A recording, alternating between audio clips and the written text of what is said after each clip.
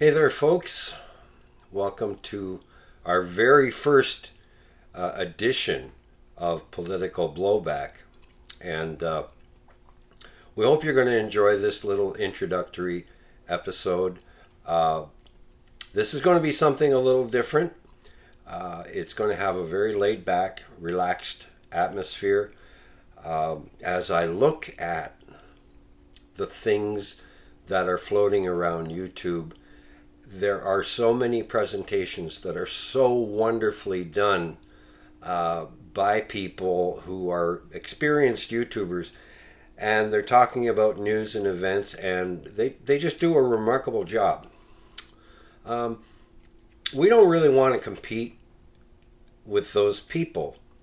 What we prefer to do is have a relaxed atmosphere where people can get a cup of coffee and their favorite beverage and sit down and just allow us to share some muses about the political arena and what's going on the world over, and offer perhaps some fresh perspectives on news and world events. So we are very, very grateful that you are here. It's a little scary doing a YouTube video for the first time, especially in this format.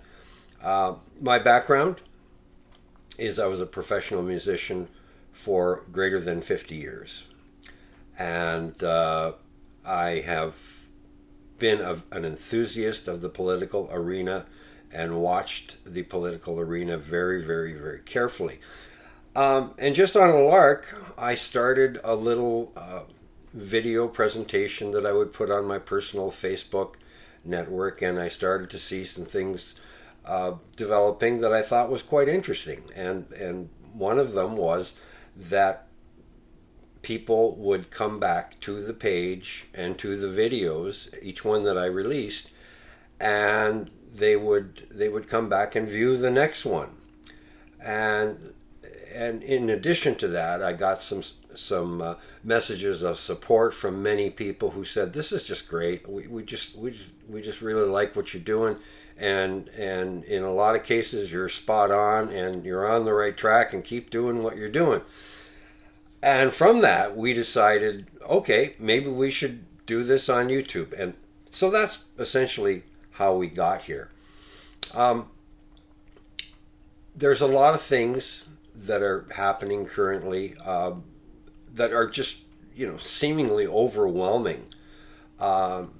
You will find in these videos that I will talk about and reference, in many cases, human behavior in politics.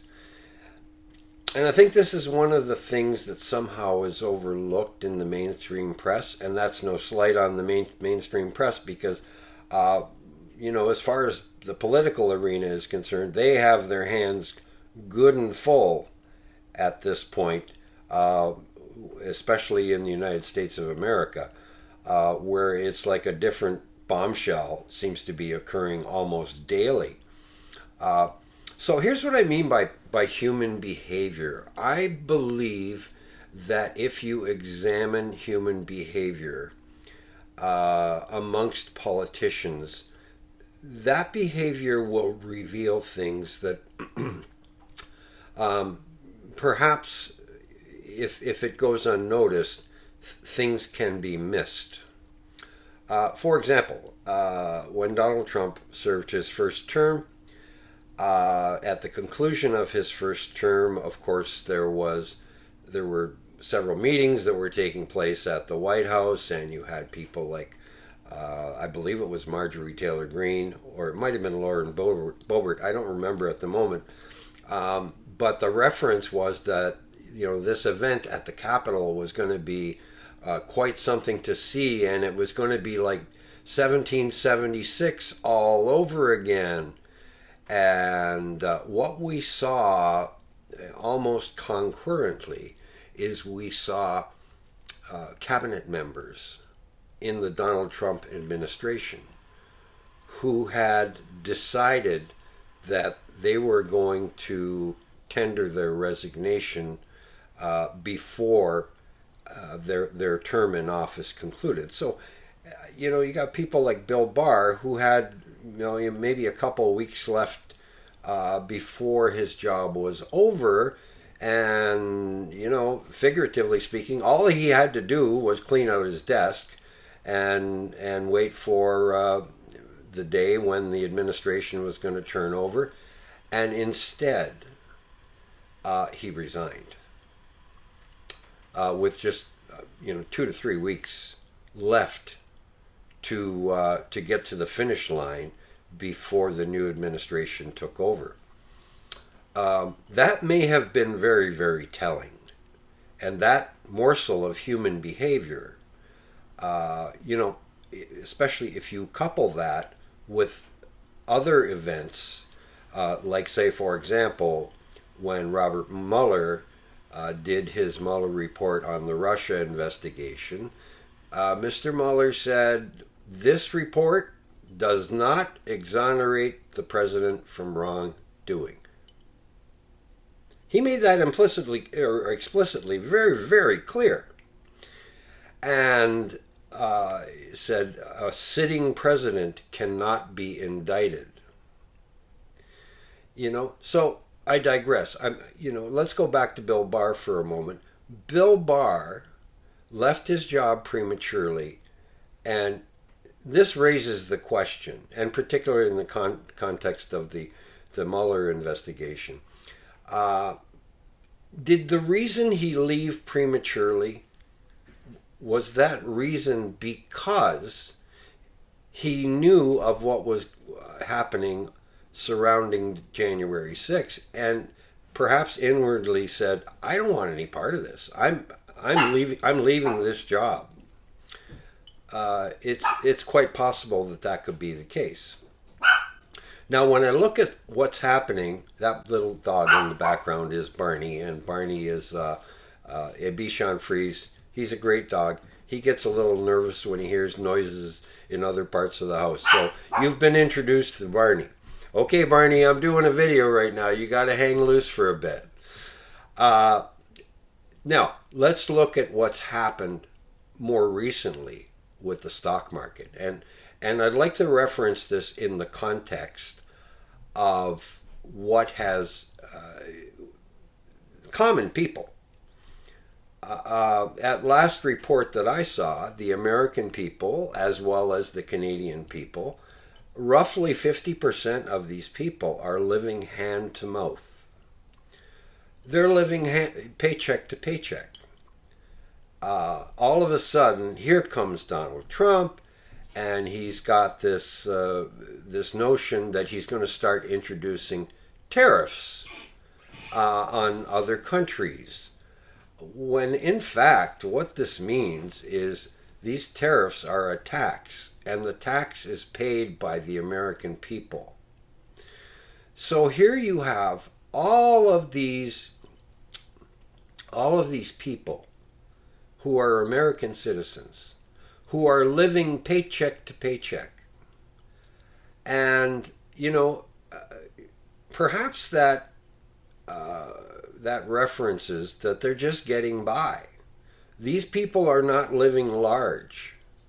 They're just getting by. And then you have a whole host of people beyond that 50% who are also, struggling to make a living, to make ends meet, to be able to function in this world of high prices that have been with us essentially, through the COVID period.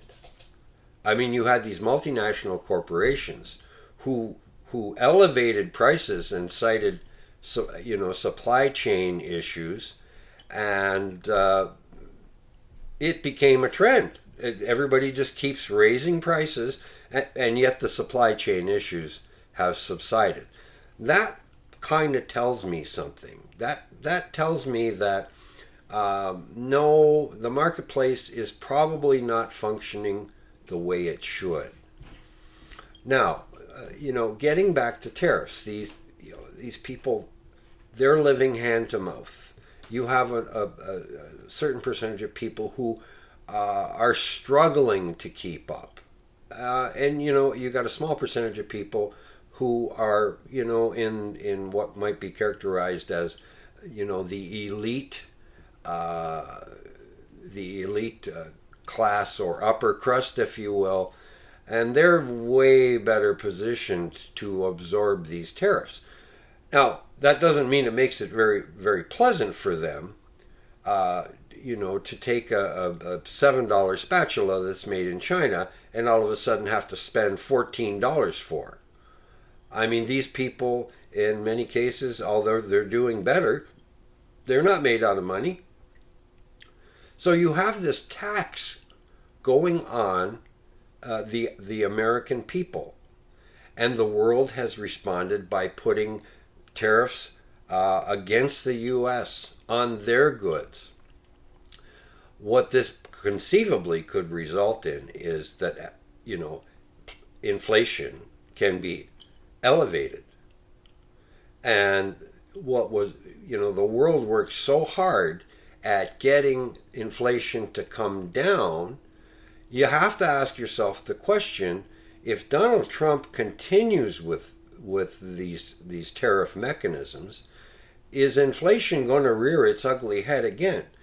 I think it's a point of concern. Now, just the other night, the stock market in the 2 days prior had really taken a severe, severe hit. And one particular evening, I think it was on the Monday, the bond market started to tank. And the story that I had heard was that Japan had started to dump U.S. treasuries. That's very, very interesting. Because although Donald Trump came out the next day and said, it's a great day to buy, everybody, I'm a genius, I'm such a genius, I'm such a smart guy, and he really went out of his way to tell everybody that he was a genius and a smart guy. And the market did spike significantly in the aftermath of that. I think even MAGA heads, if they're really paying attention to what's going on here, I think a larger story was told.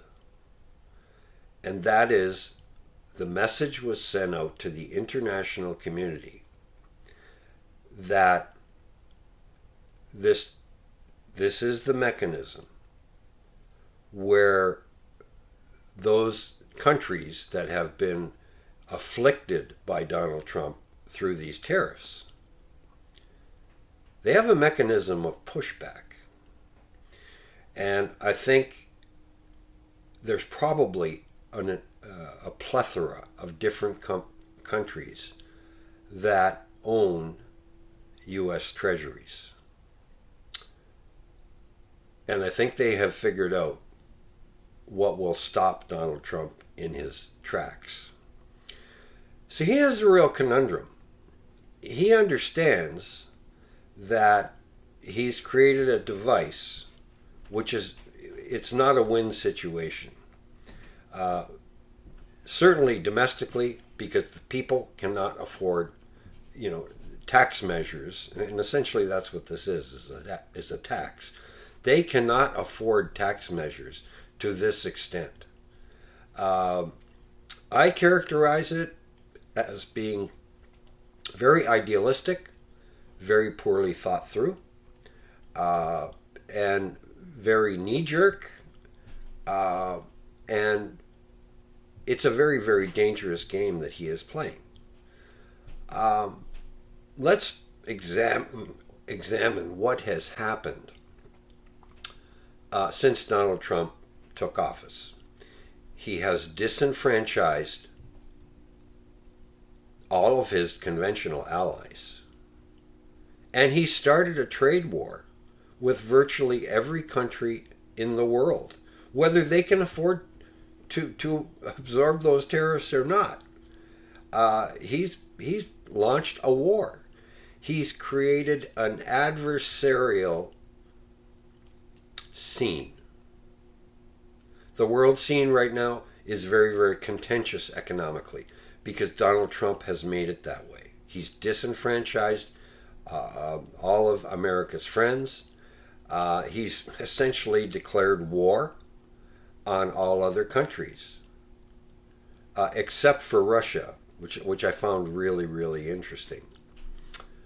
Now you have to ask yourself a question. How is that going to result in anything positive? Because, in my humble opinion, other countries are now looking at the United States of America as a very unfriendly place to do business. And I think that adversarial relationship that Donald Trump has established is now going to intensify. And these countries are going to find creative ways to give some form of pushback in very, very significant and substantive ways. Because what Donald Trump has done is he's declared economic war against these countries. And war it's not productive, and it's not pretty, and it's not going to end well. There will be in this war, there's going to be significant fallout, and it's a no-win situation that he started. That's my little muse for today. I'd like to thank you greatly for tuning in, and if you would like to support us in our initial video, we would greatly appreciate it if you would subscribe to this channel and like it and perhaps share. And I look forward to returning to do more, and I really hope you enjoyed it. Hope I gave you something to think about. So you have a great day.